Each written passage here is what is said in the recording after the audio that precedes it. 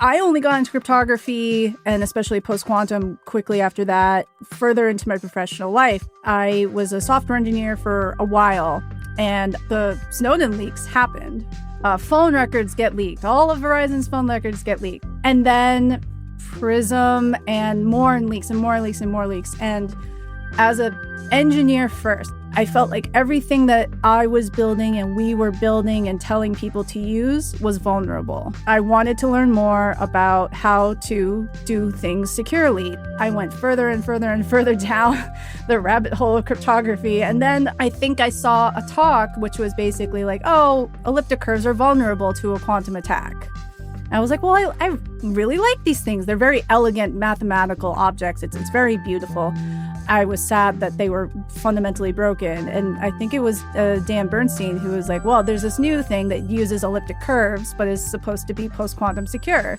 But the math is very difficult and no one understands it. I was like, well, I want to understand it if it preserves my beautiful elliptic curves. That's how I went, just running, screaming downhill into post-quantum cryptography.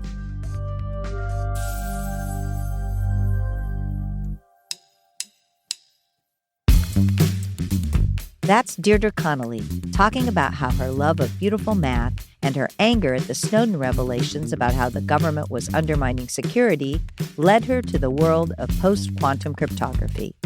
I'm Cindy Cohen, the Executive Director of the Electronic Frontier Foundation. And I'm Jason Kelly, EFF's Activism Director. You're listening to How to Fix the Internet. On this show, we talk to tech leaders, policymakers, thinkers, artists, and engineers about what the future could look like if we get things right online. Our guest today is at the forefront of the future of digital security. And just a heads up that this is one of the more technical episodes that we've recorded. You'll hear quite a bit of cryptography jargon, so we've written up some of the terms that come up in the show notes. So take a look there if you hear a term you don't recognize. Deirdre Connolly is a research engineer and applied cryptographer at Sandbox AQ, with a particular expertise in post-quantum encryption.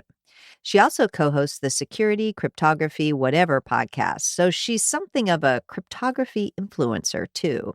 When we asked our tech team here at EFF who we should be speaking with on this episode about quantum cryptography and quantum computers more generally, everyone agreed that Deirdre was the person.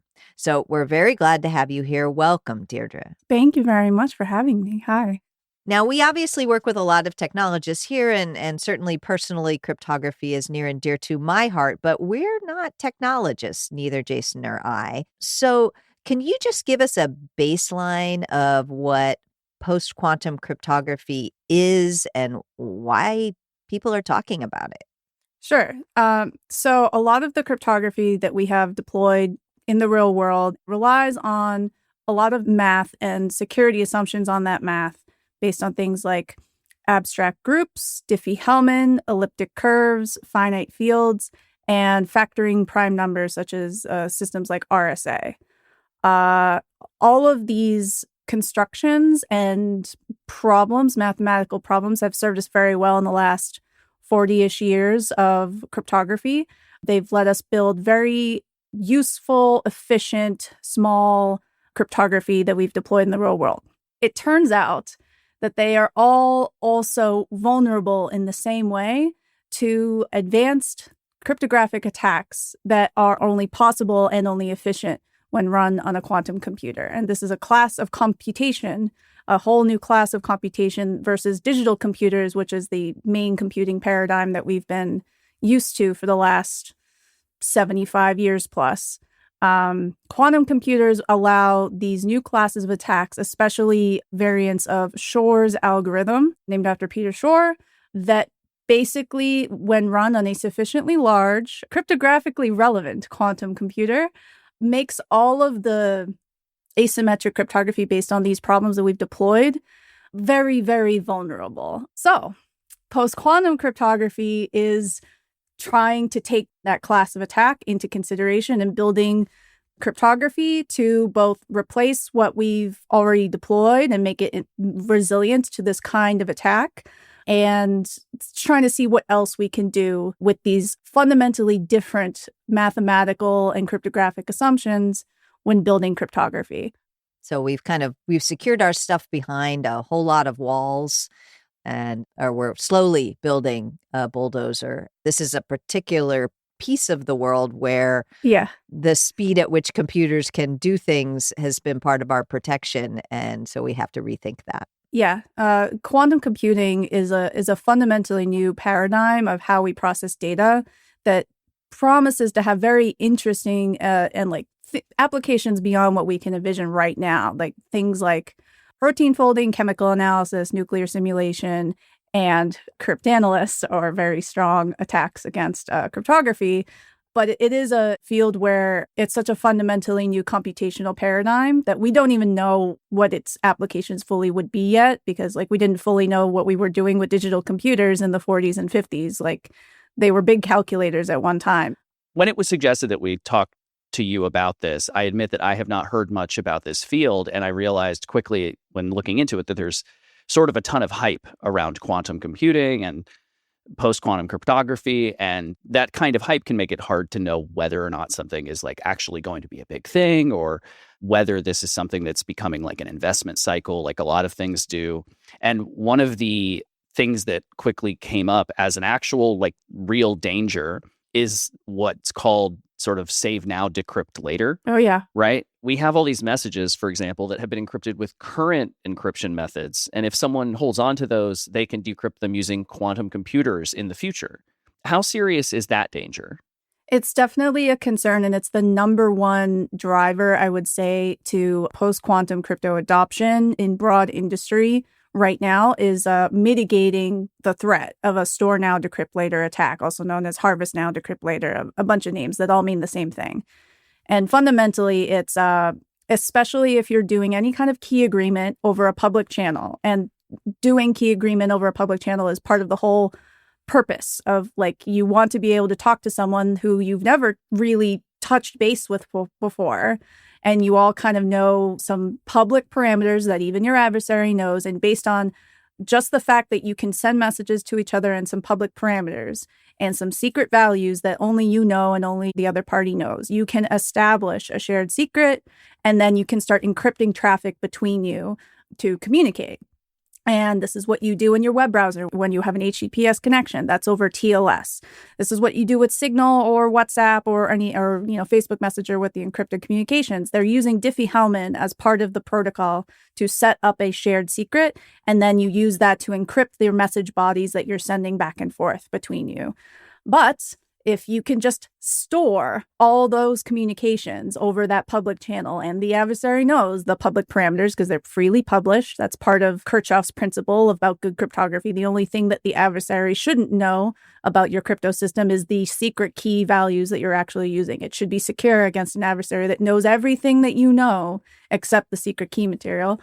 And you can just record all those public messages and all the public key exchange messages, and you just store them in a big database somewhere. And then when you have your large cryptographically relevant quantum computer, you can rifle through your files and say, let's point it at this. And that's the threat that's live now to the stuff that we have already deployed and the stuff that we're continuing to do communications on now that is protected by elliptic curve Diffie-Hellman or finite field Diffie-Hellman or RSA.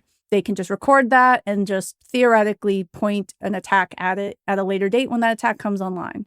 So, in TLS, there's a lot of browsers and servers and infrastructure providers that have updated to post-quantum resilient solutions for TLS. So they're using a combination of the classic elliptic curve Diffie-Hellman and a post-quantum chem called MLChem that was standardized by the United States based on a public design that's been, a multi-international collaboration to help do this design.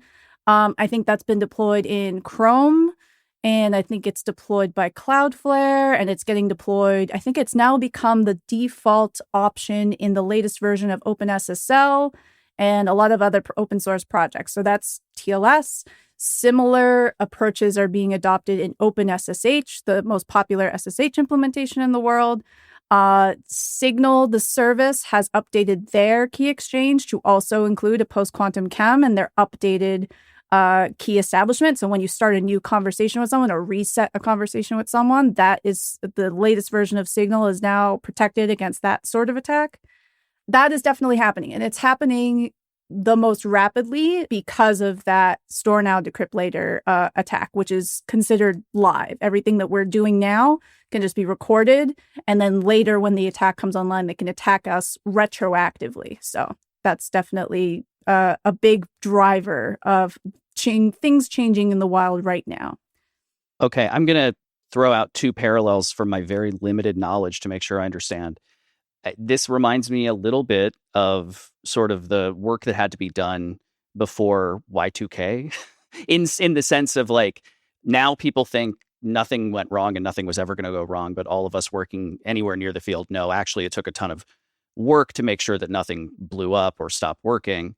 And the other is that in I think it was 1998, EFF was involved in something we called Deep Crack, where we made I'm realizing now that's a terrible name. But anyway, the DES cracker, we basically wanted to show that DES was capable of being cracked, right? And that this was correct me if I'm wrong, it was some sort of cryptographic standard that the government was using, and people wanted to show that it wasn't sufficient. I think it was the first digital encryption standard. And then after its vulnerability was shown, they tripled it up to make it useful. And that's why triple DES is still used in a lot of places and is actually considered okay. And then later came the advanced encryption standard, AES, which we prefer today. Okay, so we've learned the lesson, or we are learning the lesson, it sounds like. Uh-huh. Yeah, I think that's right. I mean, EFF built the DES cracker because in the 90s, the government was insisting that something that everybody knew was really, really insecure and was going to only get worse as computers got stronger and strong computers got in more people's hands, to basically show that the emperor had no clothes, that this wasn't very, very good. And I think with the NIST standards and what's happening with post-quantum is really, the hopeful version is we learned that lesson and we're not seeing government trying to pretend like there isn't a risk in order to preserve old standards, but instead leading the way with new ones. Is that fair? That is very fair. NIST ran this post-quantum competition almost over 10 years, and it had over 80 submissions in the first round from all over the world, from industry, academia, and a mix of everything in between. And then it narrowed it down to the three that they're not all out yet, but there's the key agreement one called MLCAM and 3 signatures. And there's a mix of cryptographic problems that they're based on. But there were multiple rounds, lots of feedback, lots of things got broken. This competition has absolutely led the way for the world of getting ready for post-quantum cryptography. There are some competitions that have happened in Korea, and I think there's some work happening in China for their area. There are other open standards, and there are standards happening in other standards bodies. But the NIST competition has led the way. And because it's all open and all these standards are open, and all of the work and the cryptanalysis that has gone in for the whole stretch, it's all been public, and all of these standards and drafts and analysis and attacks have been public. It's able to benefit everyone in the world. I got started in the crypto wars in the 90s, where the government was kind of the problem, and they still are. And I do want to ask you about whether you're seeing any role of the kind of national security, FBI infrastructure, which has traditionally tried to put a thumb on the scales and make things less secure so that they could have access, if you're seeing any of that there.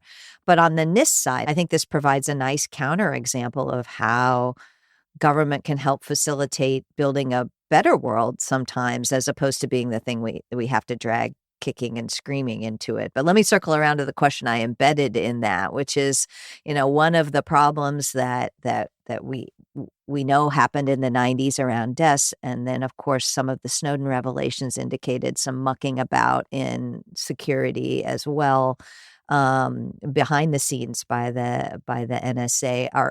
Are you seeing anything like that? And what should we be on the lookout for? Not in the PQC stuff. There have been a lot of people that were paying very close attention to what these independent teams were proposing, and then what was getting turned into a standard or a proposed standard.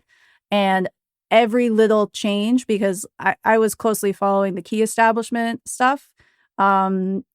Every little change, people were trying to be like, why did you tweak that? Is there a good reason? And like running down basically all of those things, and like including trying to get into the nitty gritty of like, okay, we think this is approximately these many bits of security using these parameter, and like talking about, I don't know, 123 versus 128 bits, and like really paying attention to all of that stuff. And I don't think there was any evidence of anything like that. And for plus or minus, because I don't remember which crypto scheme it was, but there was definitely a improvement from, I think, some of the folks at NSA very quietly back in the day to, I think it was the S boxes. And I don't remember if it was DES or AES or whatever it was. But people didn't understand it at the time because it was related to advanced, I think it was differential cryptanalysis attacks that folks inside there knew about and people in outside academia didn't quite know about yet. And then after the fact, they were like, oh, they made this better. We're not even seeing any evidence of anything of that character either. It's just sort of like, it's very open, letting, like, if everything's proceeding well and the products are going well of these post-quantum standards, like, leave it alone. And so everything looks good. And like, especially for NSA, national security systems in the United States, they have updated their own targets to migrate to post-quantum, and they are relying fully on the highest security level of these new standards. So like, they are eating their own dog food. They're protecting the highest classified systems and saying these need to be fully migrated to fully post-quantum key agreement. And I think signatures at different times, but that has to be by like 2035. So if they were doing anything to kind of twiddle with those standards, they'd be, hurting themselves and shooting themselves in the foot. Well, fingers crossed, yes. crossed, because it's, I want to build a better internet, and a better internet Yes. means that they aren't secretly messing around with our security. And Absolutely. so this is, cautiously good news.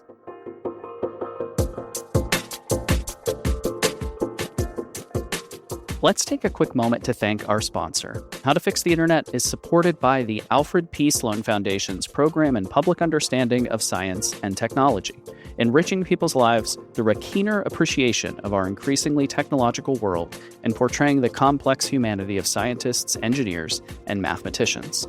We also want to thank EFF members and donors. EFF has been fighting for digital rights for 35 years now, this year, thanks to you. And that fight is bigger than ever. So please, if you like what we do, go to EFF.org/pod to donate.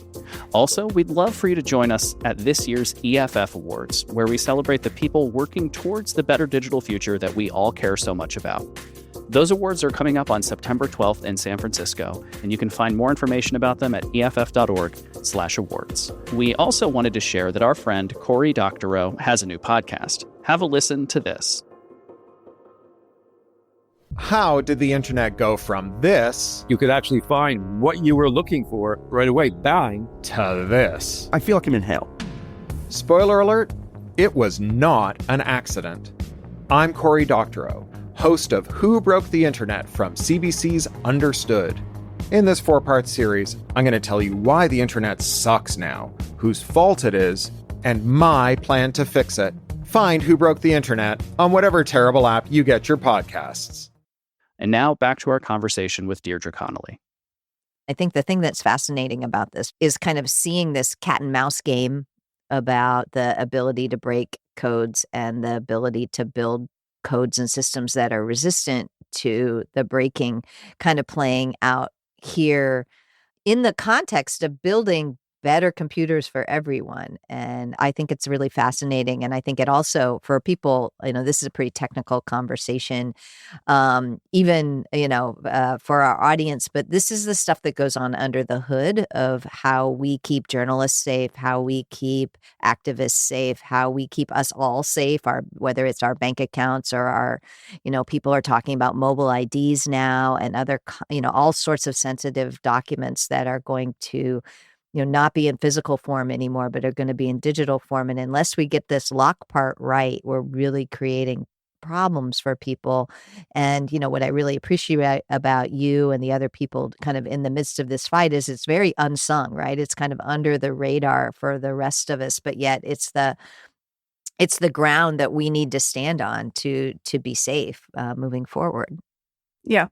There's a lot of assumptions that even the low-level theoretical cryptographers and the people implementing their stuff into software and the people trying to deploy that, there's a lot of assumptions that have been baked in to what we've built that to a degree don't quite fit in some of the things we've been able to build in a post-quantum secure way, or the way we think it's a quantum secure way.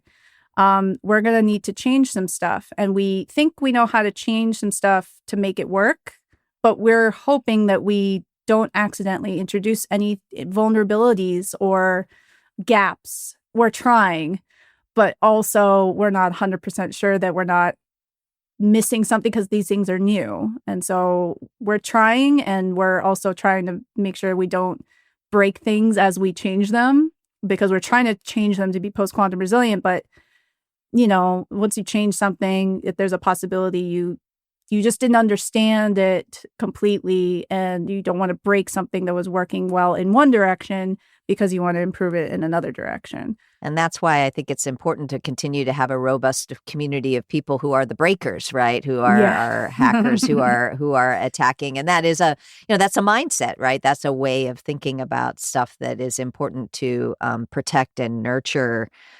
Because, there's an old quote from Bruce Schneier, anyone can build a crypto system that they themselves cannot break, right? It takes a community of people trying to really pound away at something to figure out where the holes are. And, a lot of the work that EFF does around coders' rights and other kinds of things is to make sure that there's space for that.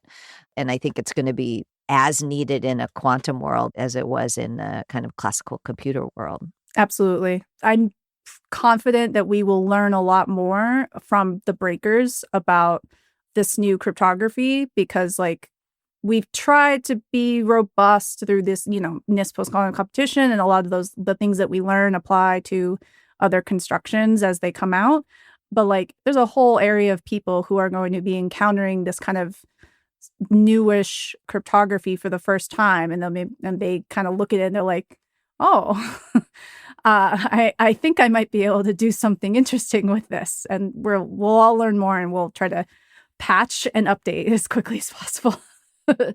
And this is why we have competitions to figure Absolutely. out what the best options are, and why some people might favor one algorithm over another for different Exactly. processes and things like that. And that's why we're probably going to have a lot of different flavors of post-quantum cryptography getting deployed in the world, because it's not just I don't love NIST, I'm going to do my own thing in my own country over here, or have different requirements. There is that at play, but also you're trying to not put all your eggs in one basket as well. Yeah, so we want a menu of things so that people can really pick from, vetted but different strategies. So I want to ask the kind of core question for the podcast, which is, what does it look like if we get this right? If we get quantum computing and, post-quantum crypto right, how does the world look different, or does it just look the same? What does it look like if we do this well? Hopefully, to a person just using their phone or using their computer to talk to somebody on the other side of the world,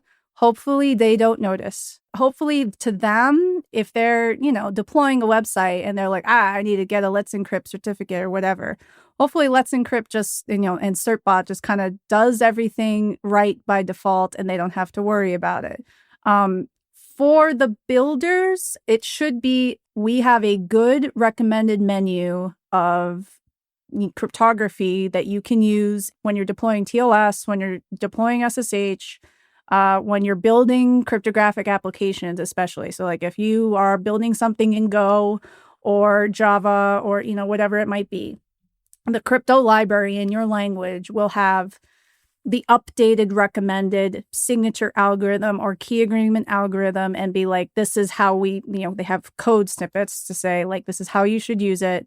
And they will deprecate the older stuff. And unfortunately, there's going to be a long time where there's going to be a mix of the new post-quantum stuff that we know how to use and know how to deploy and protect the most important, stuff, like mitigate store now, decrypt later, and, get those signatures with the most important protected stuff, get those done. But there's a lot of stuff that we're not really clear about how we want to do it yet. And kind of going back to one of the things you mentioned earlier, comparing this to Y2K, there was a lot of work that went into mitigating Y2K before, during, immediately after.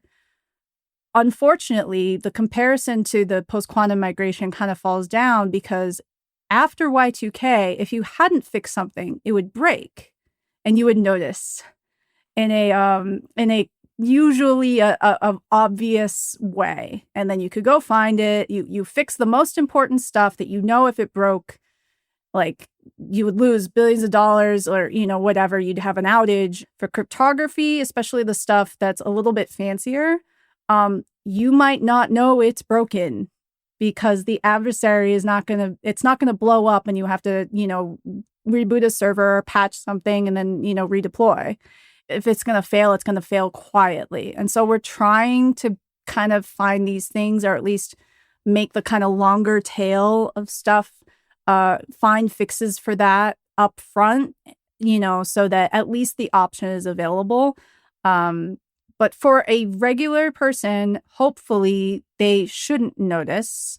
So everyone's trying really hard to make it so that the best security in terms of the cryptography is deployed without downgrading your experience. We're going to keep trying to do that. I don't want to build crap and say, go use it. I want you to be able to just go about your life and use a tool that's supposed to be useful and helpful. And it's not accidentally leaking all your data to some third-party service or just leaving a hole on your network for any actor who notices to walk through and, all that sort of stuff. So whether it's like implementing things securely in software or it's cryptography or, post-quantum weirdness, like for me, I just want to build good stuff for people. That's not crap. Everyone listening to this agrees with you. We don't want to build crap. We want to build some beautiful things. Let's go out there and do it. Cool. Thank you so much, Deirdre. Thank you, Deirdre. We really appreciate you coming and explaining all of this to, the lawyer and activist at EFF.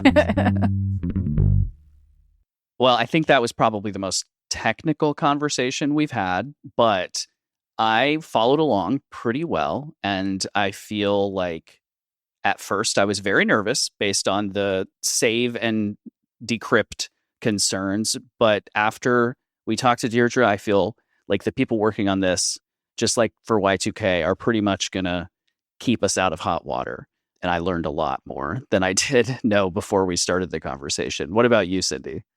I learned a lot as well. I mean, cryptography and attacks on security is always, it's a process, and it's a process by which we do the best we can. And then we also do the best we can to rip it apart and find all the holes. And then we iterate forward. And it's nice to hear that model is still the model, even as we get into something like quantum computers, which frankly are still hard to conceptualize. But I agree. I think that what the good news out of this interview is I feel like there's a lot of pieces in place to try to do this right, to have this tremendous shift in computing that we don't know when it's coming, but I think that the research indicates that it is coming, be something that we can handle rather than something that overwhelms us. And I think that's really good to hear, that good people are trying to do the right thing here, since it's not inevitable. Yeah, and it is nice when someone's sort of best vision for what the future looks like is hopefully your life, you will have no impacts from this because everything will be taken care of. That's always good. I mean, it sounds like, the main thing for EFF is, as you said, we have to make sure that security engineers, hackers have the resources that they need to protect us from these kinds of threats and other kinds of threats, obviously. But, that's part of EFF's job, like you mentioned. Our job is to make sure that there are people able to do this work and be protected while doing it, so that when the solutions do come about, they work and they're implemented and the average person doesn't have to know anything and isn't vulnerable. Yeah, I also think that I appreciated her vision that this is a the future is going to be not just one size fits all solution, but a menu of things that take into account, both what works better in terms of, bandwidth and compute time, but also what people actually need. And I think that's a piece that's kind of built into the way that this is happening. That's also really hopeful. In the past, and I was around when EFF built the DES cracker. We had a government that was saying, everything's fine, when everybody knew that things weren't fine. So it's also really hopeful that that's not the position that NIST is taking now, and that's not the position that people who may not even pick the NIST standards but pick other standards are really thinking through. Yeah, it's very helpful and positive and nice to hear when something has improved for the better, right? And that's what happened here. We had this different attitude from, government at large in the past, and it's changed. And that's partly thanks to EFF, which is amazing. Yeah, I think that's right. And, we'll see going forward. The governments change and they go through different things, but this is a hopeful moment, and we're going to, push on through to this future. I think there's a lot of worry about quantum computers and what they're going to do in the world. And it's nice to have a little vision of not only can we get it right, but there are forces in place that are getting it right. And of course, it does my heart so good that, someone like Deirdre was inspired by Snowden and dove deep and figured out how to be one of the people who was building the better world. We've talked to so many people like that, and this is a particular, little geeky corner of the world, but those are our people, and that makes me really happy. And that's our episode for today. Thanks so much for joining us. If you have feedback or suggestions, we'd love to hear from you. Visit EFF.org/podcast and click on listener feedback. And while you're there, you can become a member and donate, maybe even pick up some of the merch, and just see what's happening in digital rights this week and every week. Our theme music is by Nat Keefe of Beatmower with Reed Mathis, and How to Fix the Internet is supported by the Alfred P. Sloan Foundation's Program in Public Understanding of Science and Technology. We'll see you next time. I'm Jason Kelly. And I'm Cindy Cohen.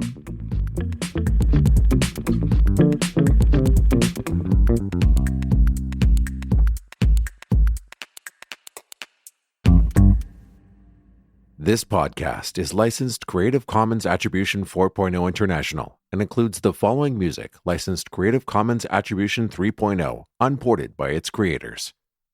Drops of H2O, The Filtered Water Treatment by Jay Lang. Sound design, additional music, and theme remixes by Gaetan Harris.